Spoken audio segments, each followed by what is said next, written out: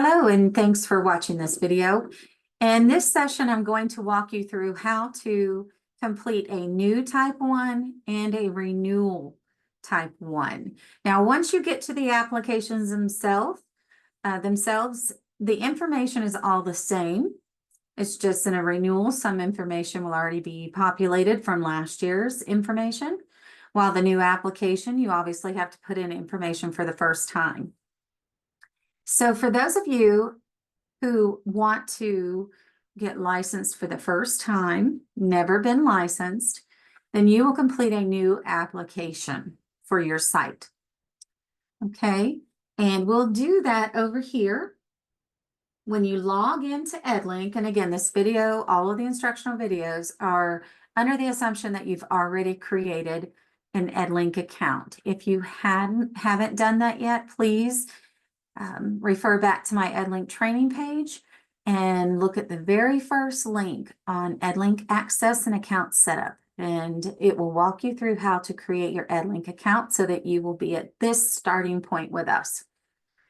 Okay, so what you're going to do once you log into EdLink is you're going to select Find the Right Program, this blue button right here.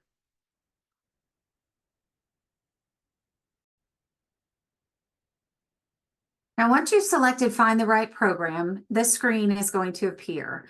And these big boxes are active, so you'll just use those to answer your questions. There's 3 or 4 questions depending on the responses to your answers, okay? So which service do you want to provide? We are early childhood, so everyone's going to be early childhood. Just click on it and the next question will come up. Where do you provide your services?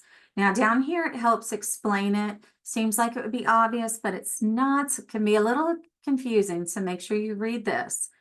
Okay, this is if you want to provide service at your home or in the child's home. In other words, you're driving to the child's home to provide care. All right, or an early learning center. Now, you have caps on the amount of children you can have here at the at-home and the in-home. So make sure that you consider that. Of course, the learning center would be for 7 or more children. Okay, so we're going to choose Early Learning Center since this is a type 1 application. These two would be your FCC or your family care, okay? So we're going to do Early Learning Center. Do you wish to provide services to families who are approved for child care assistance? Okay, so we're going to say yes, although a lot of type 1s say no. Make sure that you're reading CCAP through Louisiana Believes, what's expected of you as far as your academic approval. Make sure that you know what you're selecting, but there's nothing but good that can come from you receiving more funds to help your children, okay?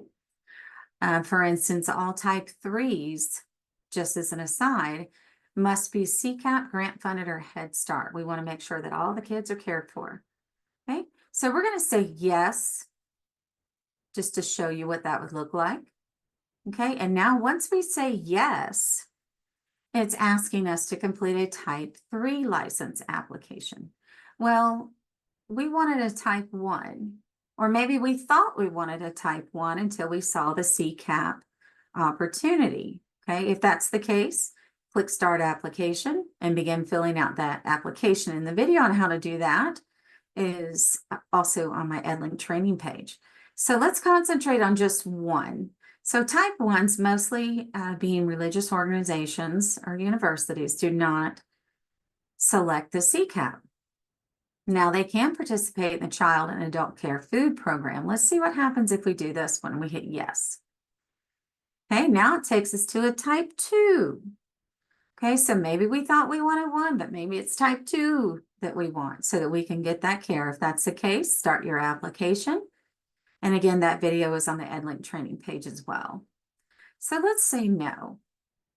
We are sure that we don't want anything but a type 1. Okay, we are for-profit or nonprofit. Now read these excerpts below. Okay, church or religious organizations would be nonprofit. Business entities like corporations, LLCs, partnership, or sole proprietors are going to be for-profit. Okay, most falling within this nonprofit, I will select that one. And now it's recommended the type 1 that we wanted. Take a moment though and read these little bulletins under each of these headings here. For instance, this one tells you type 1 centers are ineligible for the CCAP. Okay, but it's letting you know that if you want to take part in the CCAP, the Child Care Assistance Program, then you will need to select the type 3. Now, if you want to do the the Child and Adult Care Food Program, type 1 is also ineligible for that. But if you went to type 2, you could do that. Okay. And then right here, we have your school and center finder. This is how you will appear on our website to all potential clients, parents, customers, what have you. Okay. You'll have your license number, any of your ratings that you might have, inspections, what your rates are, and so forth, and whether you maybe offer any kind of Montessori type activities. All right, so we are happy with the recommendation. So we are going to go ahead and begin with the type 1 license by starting the application. So click on Start the Application. All right, so we're going to confirm the license type. Now, in section 1, the application type, please answer the following questions about your application. Are you either a military organization or purchasing a center from another entity? You are doing neither of these. However, if you are new to licensing, never been licensed, but perhaps you're purchasing a type 1 center from somebody who's retiring or just wanting to sell their center, okay? That is also under my EdLink training page, and that would be your change of ownership. That would be change of ownership, and that will walk you through how to do that. So for this instance, you are simply a provider who has never been licensed, okay? Now notice you can't change this. It's type 1, it's grayed out, it's inactive. So don't think that you're locked into this, because if you wanted to, you could return to find the right program, and you could begin answering your questions differently if you wanted a different type of application. In this instance, I'm going to continue back where we were and start application. Okay, so we're happy with this. We're going to move forward, continue to application. This is what we call our application homepage. I know that's obvious because that's what it says, but I want you to get familiar with that term, be familiar with when we refer to application homepage, because it contains all of the steps that you need to complete to submit your application. And for a type 1, you have 10 different steps. Okay, so let's go through this. So make sure that you read all of the captions underneath the headings. Okay, do not X out of any of your banners. I know this X over here is tempting and this seems like it's in the way, but please don't do that, because no matter what color the banner is, it's providing you with instructions. So for instance, it's letting you know here that you have to go sequentially in order to visit the steps. Now, once you've gone through the steps, you can go to any previous steps in any order you want. So for instance, if you've gone through all the way to step 4, you can go back to 3, 2, 1 anytime you want. All right. Once you complete a step, you'll get a completed badge that's green. So underneath here, you will have a badge that says completed in green, very bold. Okay, so now let's say you go to step 1, 2, 3, and step 3, you didn't have all the information that you needed, but you want to keep going, okay, because you can come back to 3. So you went to step 4 and step 5 and so forth. Step 3 would have a yellow badge that says incomplete. And this notifies you that you are not done with a step, that you have to go back and answer the questions and upload any information that it's requested. Okay, once you have completed all of the steps, then you will submit your application. So let's go through step 1 and get started. We're going to click on fill out step 1. Now is where I start to or begin to give you the renewal instructions. So for those of you who are doing your renewal, within that 90-day window, your renewal button is available to you on your dashboard. Okay, you are familiar with your entity dashboard. So you'll look at the top right corner, look for the gray, dark gray renewal button. When you click on your renewal, it's going to take you straight to this page here. Okay, your steps are going to say modify and verify. See, this is a new application, so you have to fill it out from the ground up. With renewals, it's attached to your staff ID, your site is. So about 70% of the information from the previous year is going to be pre-populated when you open each page up. So I'll refer to both as I move through the steps. So let's fill out step 1. Now, step 1, whether you're doing a renewal or a new application, is going to have all of your instructions. Now, it seems like a lot, but it is not, but it's all very important. We have links here to assist you. Please read every single excerpt carefully and also be familiar with your banner, your early child care, your bulletin 137 through 139. It will list or detail all of the requirements for you to be a provider. All right. Now you can collapse all of these and you could expand them one by one if you would like. Okay. But it doesn't really matter if you leave them open or closed as long as you're reading through all of them. Okay, so all the staff members, just to give you a heads up, you're going to have to make sure that you have all of their credentials, which for staff members, all staff members, with the exception of director and director designee, are going to need CPR, pediatric first aid, and mandated reporters. Now, you will also need to complete your clock hours. So upload any clock hours that you have until you reach 12. Okay, there is a grace period allotted to you from licensing, and you'll have to check with them to find out when you need to have those hours done by. Okay, but if you do not have these mandatory things to upload, you will not be able to add that staff member. And if you add that staff member and you're missing documents, you will not be able to submit your application. We'll also need those staff members' social security numbers, birth dates, and driver's license numbers.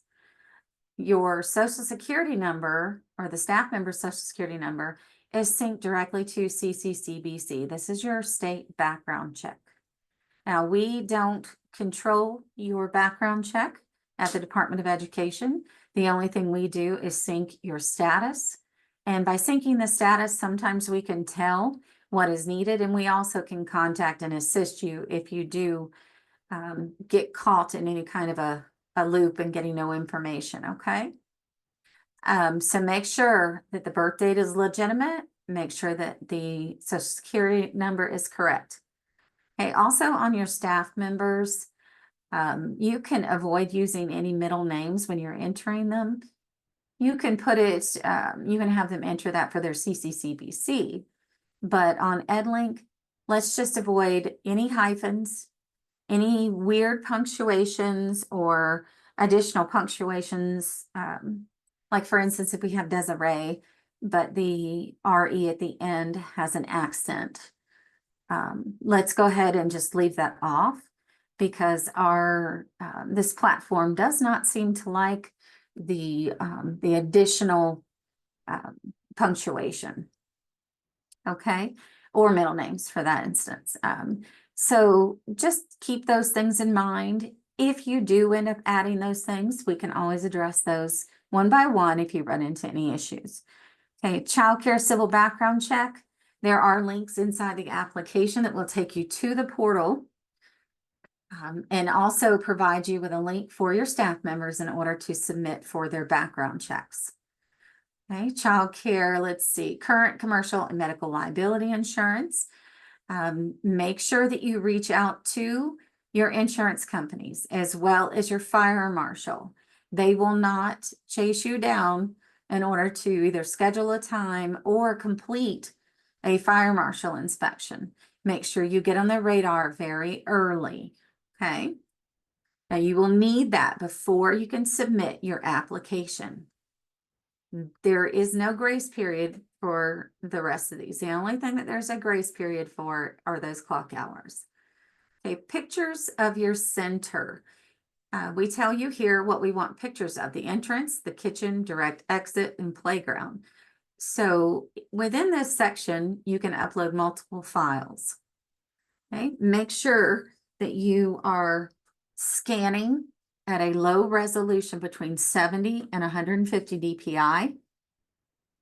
Make sure that, that you are reducing the size of your image if you need to. Remember, these pictures can't be too terribly large because it'll crash your computer.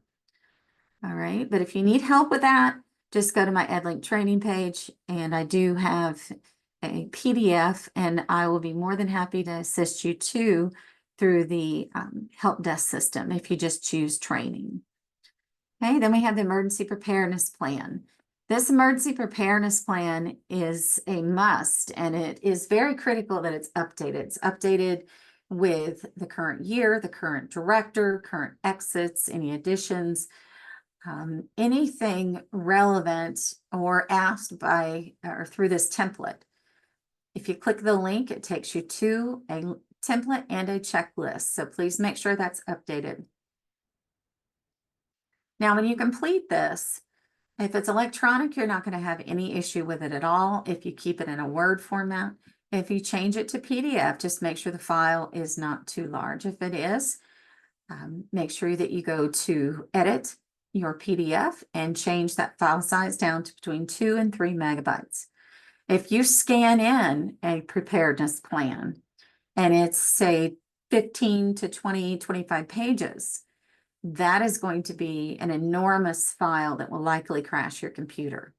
So if that's the case, scan it in. But the first thing that you need to do before you, or as you do that, is double check your scan profile on your scanner dialog box. Make sure that it is the lowest resolution, that you're choosing black and white, and this is the same for any documents. Okay, the only exception would be your photos. Okay, and make sure that you're choosing either JPEG, TIFF, or PDF. Okay, just make sure that resolution is at its lowest. That's the critical setting. Documentation of ownership. This is a signed, dated, notarized documentation of ownership. However, you can go to the Louisiana Secretary of State website and look up business searches. Now, if you are filling this out for the very first time, and obviously you don't have a business yet, then you're going to have to opt for this right here, this option. But if you're doing a renewal, then you will be able to find your ownership, proof of ownership, through the Secretary of State site business search, just by typing in your entity. And then you can screenshot or you can download the document that you can upload into that section. Okay, and the qualifications of director and designee, again, it indicates your bulletin 137 and a link to the bulletin. So for director and designee, here is what you're going to need. You can always pause and rewind this, okay? You're going to need the same things as your regular staff and then some. So you need your CPR, pediatric first aid, mandated reporters, medication administration. Okay, you will need your clock hours. All right. And you will need your ESC. That is your service, proof of service experience. And you can do that by way of last year's director qualification letter. You can do that with an updated resume.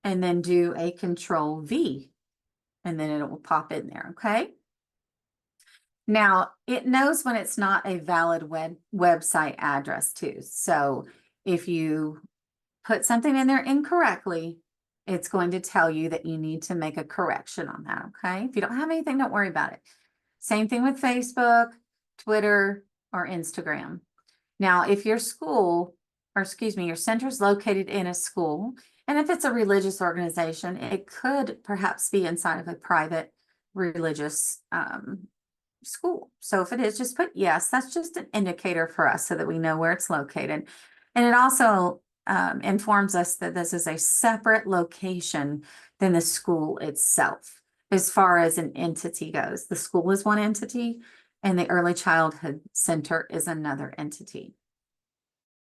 So we're going to see you.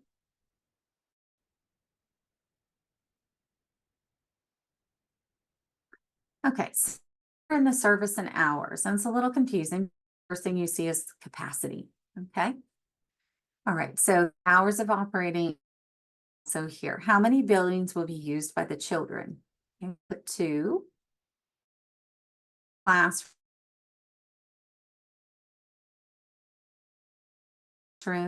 we'll put 4. Enter the age. Now this is the minimum age served. Okay, so I'm going to put, okay, well, let's do weeks.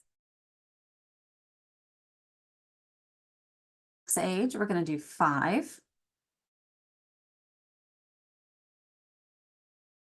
years. Okay, now I know that we like to say our toddlers are 24 months or kind of where it ends, and after that it gets a little ridiculous to keep we deal in weeks, and of course with, let's say if we were doing 2-year-olds, we put 2.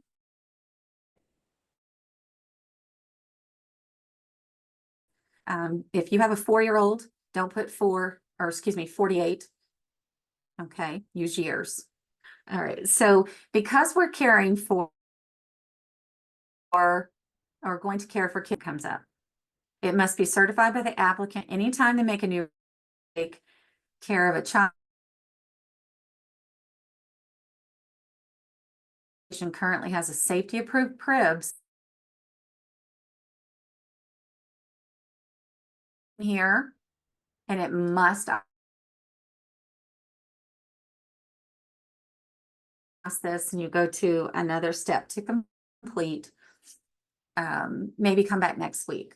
Okay, either way, even if you sign it here and come back next week, you must always go back to service and hours and make sure this date is updated to the date that you're on, or you won't be able to submit it. Okay. Operating hours. Is this facility open all months of the year? We default it to yes, but if it's not, you can do from when to when. Okay, so we're going to just go back to yes. We default it to no on whether it's 24 hours, but maybe you're a caregiver that helps shifter workers, first responders, nurses, doctors, somebody, whoever would work 24 hours, maybe shifts 3 or 4 days in a row, and then they're off 3 or 4 days, okay? However you want to structure your hour system, your operation system is up to you. You can open days by simply clicking here. You can close days by clicking there. Now, this is a nice feature. Let's say you open up at 6 a.m. and you close at 6 p.m. Oops, it was a little bit delayed. There we go. Okay, so this is tedious to do all these days. So all days that you're open, just go to copy to all, and the hours that you put in will copy to all open days. And if, let's say we do Saturday, okay, notice that Saturday is that original time. We're just going to do copy to all, and it throws those times into that one as well. All right, so now we have additional services. Now the special needs is defaulted. Okay, it's a federal mandate that you must provide care for special needs children. Transportation, if you want this option here for field trips. Okay, a lot of this is implied, but if you have special rates or offer a half-day rate, which a lot of people may or may not, They may be charged for the full day, okay, or overnight care, all right, or before and after care. Now, summer and holidays, we're coming up on a lot of holidays too, November, December, as well as with your summer breaks. So if you want to put those in now, you can. You can opt to update your entity later on, but it's the same structure as you see right here. You're going to choose the days you're open and the times you're going to be open. Okay, so we're going to save and continue. And again, for our renewals, if you're watching this too, your information from last year will be indicated in gray. It can be changed. Anything that you no longer offer or something that you want to start offering, that is your prerogative, but it will be populated with what you had on your license last year. Okay, so you could actually, for the most part, zip through each one of your pages if nothing's changed. You just review your information, you verify it, and you just keep going. More than likely until step 7, where you would deal with your staff, you might not have any changes at all, okay? So here the ownership type. This is going to be church and religious organization. Notice you can't change that because that is what a type 1 is, okay? And right here in this excerpt, it's telling you that it's eligible for a type 1, but if you think you've selected the wrong one, you can still go back to find the right program. So the business entity name, we name this Little Cowboys and Cowgirls. Okay. All right, so let's move down here now, and I'm just going to pick the address. This is the address of the school. Okay. Remember, Louisiana's at the top. Parish. Okay. And the mailing is the same as the physical address. Is your organization a nonprofit? Yes. Okay. You're going to put your information in here that you were given. Can't be less than 9 numbers. Okay. You're not required for the state for the nonprofit. Okay. So we'll save and continue. Now we're to the center owner. Now notice here under ownership, church-owned government entity and university-owned organizations identify owners as in Bulletin 137 as any person who are any clergy member or board member that is present in the Early Learning Center during the hours of operation. Clergy or board members not present in the Early Learning Center shall complete a statement attesting to such.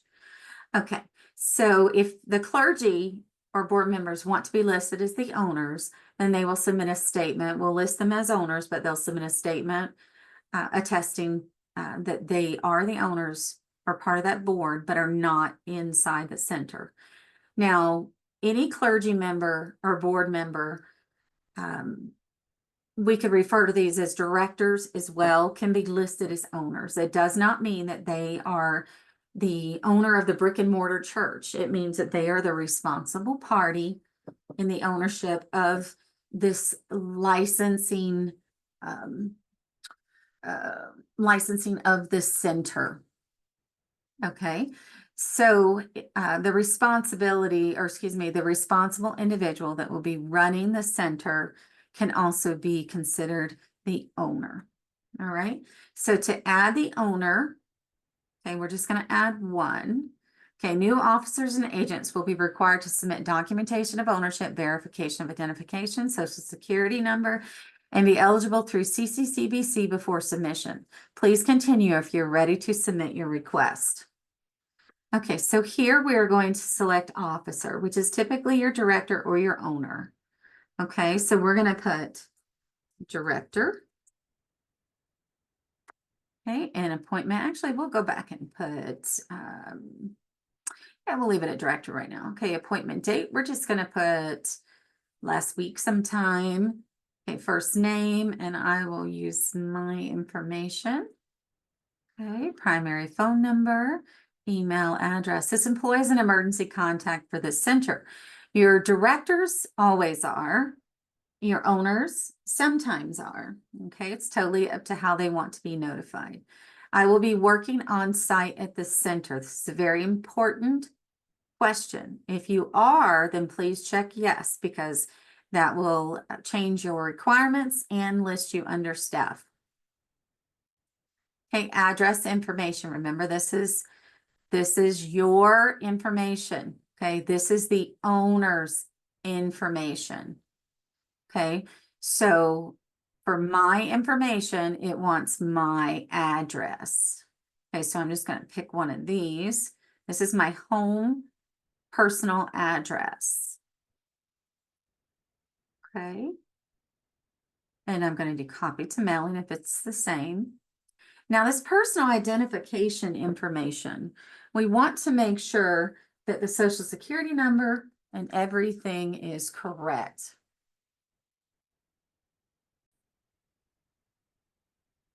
Okay, so for the personal identification, we're going to put a birth date in there, just a random birth date. You have to be over 16 and under 100. Your social, I'm going to put a dummy social in there so that you can see this process all the way through. Okay, identification number. Okay, this is your driver's license in most cases, but you do have other options as long as it's a state or federally issued ID. Issuing state all the way at the top. Female. White. Okay, and now I'm going to save and continue. Notice how your social redacts once you click away from the box, okay? But you can always click back in it to double check it. Save and continue. All right, so what this is telling us now, let me try an additional dummy social because that's saying our social is already being used. Now, we hope that that never happens to you. And I think I've probably used this one too, but let's give it a shot. Yep, that's okay. So we're going to continue to the next page, just letting us know that the licensing consultant is just going to review it to make sure that it's correct before they approve it. Okay, so we're going to continue to next. All right, so now we have the Early Learning Center staff page. Okay, this is what I just completed. However, now when I said continue, it has more questions for me to answer. So position type, I'm going to put director. And you do have years of required years of experience in that bulletin 137. Okay. Date appointed to this role, I'm just going to put last week and last week. Okay, responsible for other learning centers. Now, if you are responsible for additional learning centers, you will need to upload or appoint a director designee. If you only have the one center, then just leave it as no. This qualify for school readiness tax credit level. This is already factored into your application as a type 1, but if you check it or leave it unchecked, it will not matter, okay? Degrees and certifications. See, it's telling me what it wants from me. Only the things that it needs from me are going to be in this upload section. But for the instance of, for this instance of a new application, it's going to ask for everything.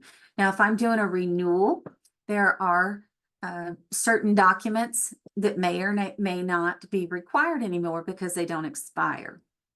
Okay, but for type 1, almost all of your documents will need to be uploaded routinely every year, every 2 years, okay?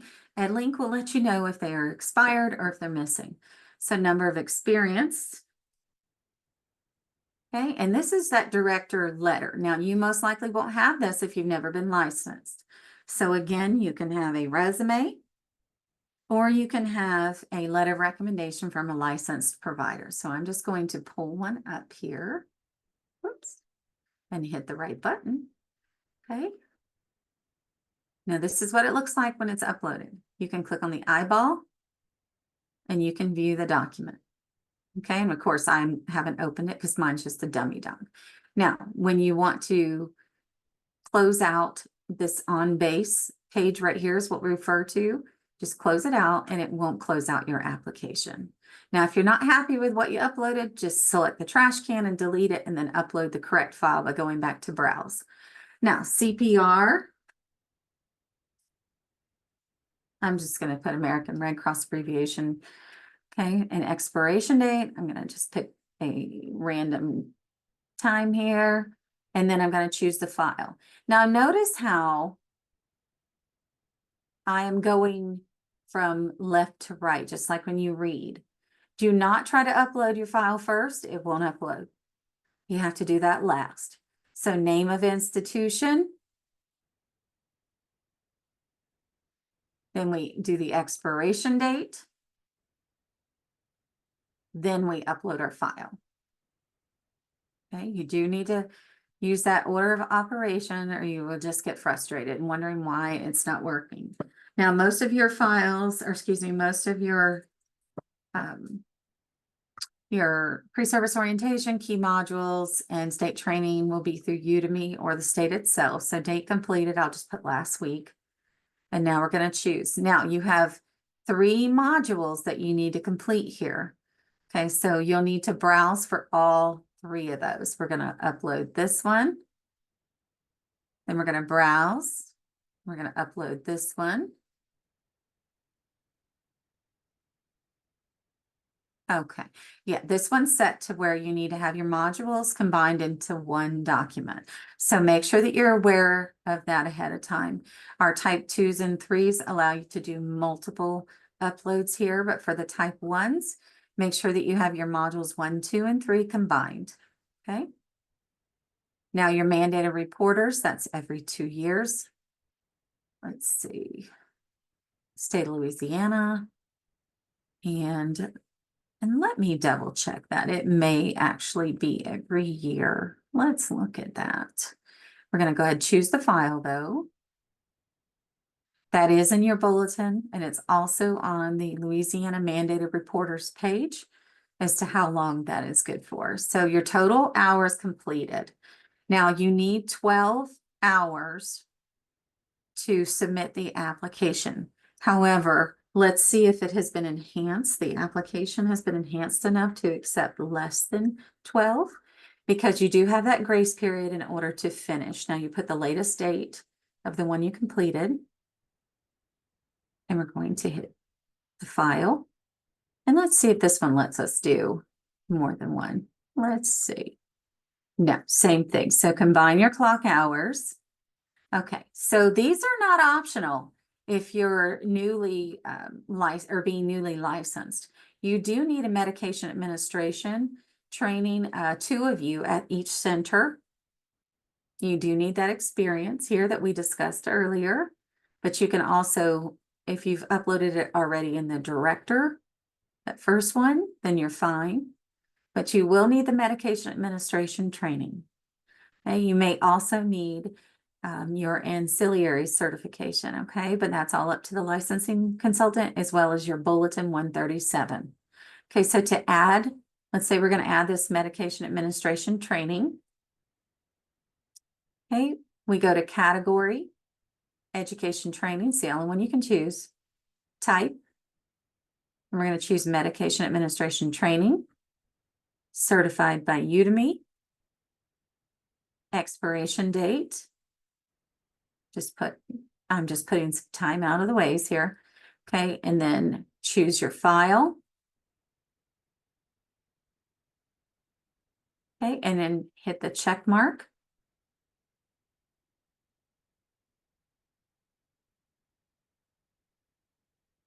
Okay, and then once that processes, you will see it listed here. All right, you will see it listed right here underneath the optional record section. So we're going to go ahead and save and continue. All right, so the documentation of ownership. If this is a renewal, remember you can pull that from your Secretary of State, the business search, upload the document that's provided once you search for your entity. Okay, or you can upload the signed, dated, notarized documentation of ownership. This would be, my name is such and such. Make sure the document's stated. I am the owner / director or the acting owner, however you want to word it, of this early learning center located at blah, blah, blah. And then make sure it's notarized and signed, okay? Your verification of identification. This is going to be needed by all staff members. So you will need to upload an image of their verification, their ID for each staff member, okay? All right, so now we are going to save. And remember, you can pause and rewind any of this if it's moving too fast for you. Okay, now we have the center owner. Okay, so the center owner information, I've already put myself in there, even though I'm technically the director, okay? Make sure that when you land on this page and you see this listed, go ahead and save and continue. You need to save and continue. Okay, so now we're at the Early Learning Center staff. The reason I'm listed here is because I indicated that I would be working on site with the children. Okay, so we're going to open this pencil. We've already uploaded everything. Actually, we'll leave it closed, but this pencil is consistent through the entire application, is what you would click if you want to edit something, to enter, upload, or edit. Okay, this would be to delete the trash can. Now you also have a filing cabinet that's yellow and it looks like a box. Okay, that archives files. Now you won't see any here on the new application. When you're completing your renewals, you will see a lot of those because you have a ton of documents from last year and the previous year and so forth. Okay, archive, get all your new documents uploaded, and then go back and archive the old ones after you view them. Okay, you can always retrieve them under staff management or staff records or entity management. Okay, so we're going to add a staff member. Okay, I'm going to add a teacher. Appointment date. And I'm just keeping it simple here. Okay, and you don't need to worry about that. That's already covered. Okay, so the name.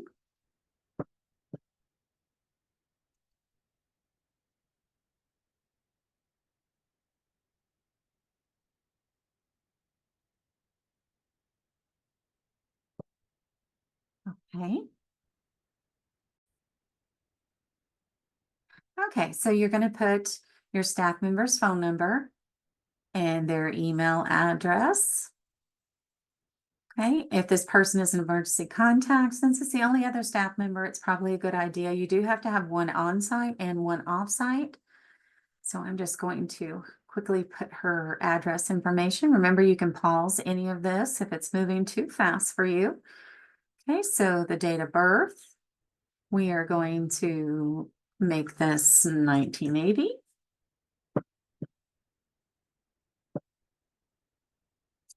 And the social, we are going to, let's see, anything that we choose is probably going to need some reviews. So we're going to go ahead and put that in here. We're just going to hit some digits. Okay, identification number, issuing state, Louisiana, female. Okay, and we're going to upload the identification. All right, and then once that processes, we're going to hit save and continue. All right, I guess we could choose a city, and we didn't choose one over here. There we go. It will let you know if you forget something. All right, so now we do need to upload their required documents. So I'm just going to put some future dates just to get these in here for you the same way we did for the owner director. Okay, the first day we start over here on the left. Okay, we're going to browse for the document. Okay, and then we're going to go to the pre-service orientation, the key modules, and right here, see it must complete 1 to 3 modules.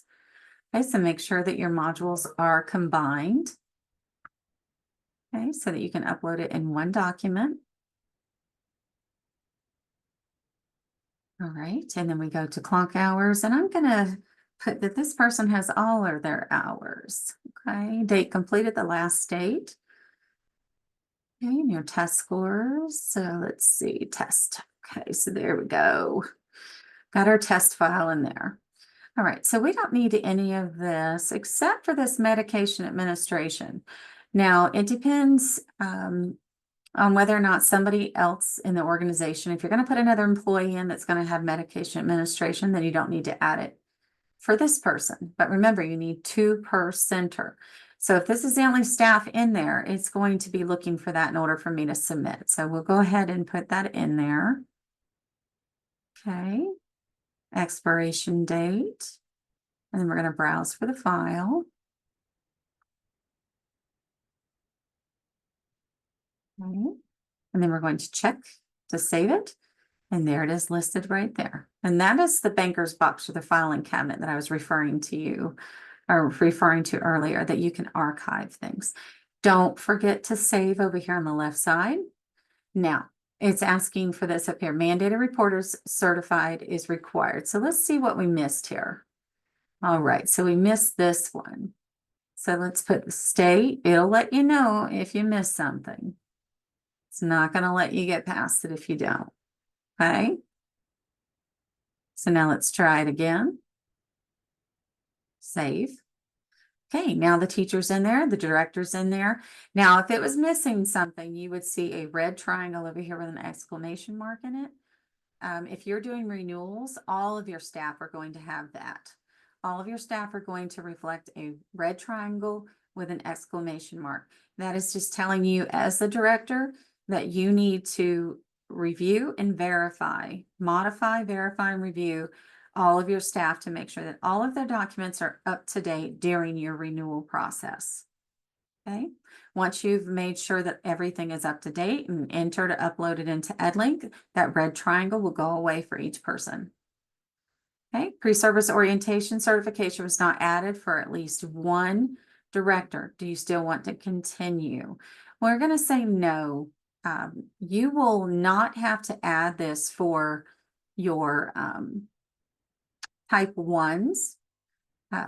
Now, if the requirement is here, let's see where it's asking for this one. It should not be. Let's do this one, the modules. There we go. I thought we put that in there, but I guess we did not. So we're going to choose the file. Okay, and it'll give you those indicators just like you just saw. If something's missing, it's going to let you know. It's very intuitive. Okay, now don't forget to save. And now we're going to continue. And we got no errors. Okay, so now we have a no match on Susie White, and that's perfectly okay for right now. But what it tells you is that Susie's social security number may be wrong. Her name may be spelled incorrectly. The birth date may be wrong. So go and verify everything on her staff page first. Make sure she did actually submit for a background check. If she has a letter of eligibility that says that she is eligible, then what we are going to do is we're going to let our licensing consultant know. We're going to upload that under entity management and entity documents. Okay, and we will make sure that this status is changed on our end for you, but we do want to exhaust all of your effort as far as making sure that all of your information is correct to begin with. Okay, once that has been corrected to your knowledge, we're going to refresh. Now, since that is a no match, we won't be able to submit the application as a whole. So we're just going to finish this real quick, okay? So we're going to upload your emergency management plan or your emergency preparedness plan.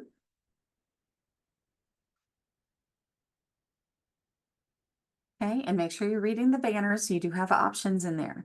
So now we have 2 on-site. However, it's requiring us, even though it says 2 on-site and 2 off-site, it's only 1, okay? So we do need to add an off-site. So this is the only page we can add the off-site. The only page you can add the on-site are on the staffing pages. Okay, so let's do add new. It's super quick and easy. We're going to do off-site. Okay, put the name in, put the email in, and check. Okay, so now we've met the requirement. We're going to save and continue. Okay, so these are all those documents that you need to upload. Make sure you upload all of your pages. If a page is numbered, Even if it's blank, make sure you upload that, okay? It's part of the document. And again, make sure that you are the one that triggers these inspections. They do not know that you need them, okay? For your pictures, you should be able to upload multiple documents. If not, if you'll reach out to me, I'll show you how to combine those, and it's not such a large file size. Because they definitely can be, when you take them with your phone, they tend to be 7 or 8 megabytes, which is really big for your personal computer to continuously upload. Okay, this is that zoning document that shows where you are zoned. Okay, and I think we've uploaded all of them, but let's let that process through. And we're going to save and review. Now the review, everything should be green. Okay, don't forget now, if your center staff is green, but you have to add more staff, it's still incomplete. So that's your responsibility. If you have at least one staff member entered into this correctly, it's going to be green. But EdLink doesn't know if you have one staff member or 50. So this is the exception. If you have other staff, go back and add those. If everything looks good, you're going to submit your application. Okay, it takes you back to your dashboard. This is what your dashboard will look like once your application and license has been approved. You'll see your license information here. Until then, it's going to look like that new licensing dashboard. Okay, until then, it's going to look like that. Okay, once you're approved, it's going to look like this. And your application will be down here. It'll say new under category. Pending means you've submitted it. And you have the view only. Do not make changes you can't. Don't get frustrated when you can't. Don't withdraw unless you talk to your licensing consultant first, because all information is deleted. Now, while you're in progress with your application, in other words, you haven't submitted it yet, you will see the edit button and you will see a cancel button. Let me see if I have any examples here that I can show you. Let's see, I may have cleared them all out, probably. Okay, so instead of the view button, you would see edit. That would be gray.